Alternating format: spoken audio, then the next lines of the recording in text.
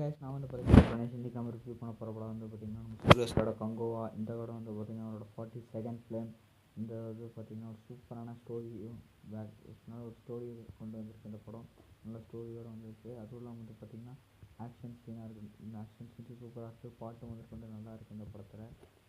சூர்யா சாரோட ஒரு சூப்பரான படத்தில் கங்குவும் ஒன்று. எனக்கு இந்த படம் ரொம்ப பிடிச்சிருந்துச்சி. ஆக்சுவலி ட்ரைலர்லேயே ஃபஸ்ட் இம்ப்ரெஸ்ட் ஆகிட்டேன்.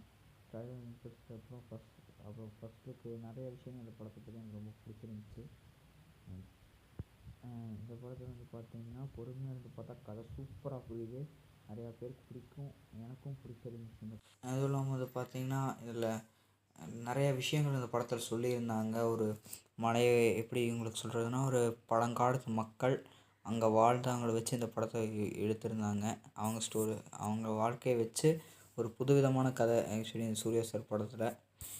இந்த படம் வந்து பார்த்திங்கன்னா எனக்கு ரொம்ப பிடிச்சிருந்துச்சி. ஏன்னா வந்து பார்த்திங்கன்னா நல்ல ஒரு சூப்பரான படம் கங்குவாங்க வந்து பார்த்திங்கன்னா.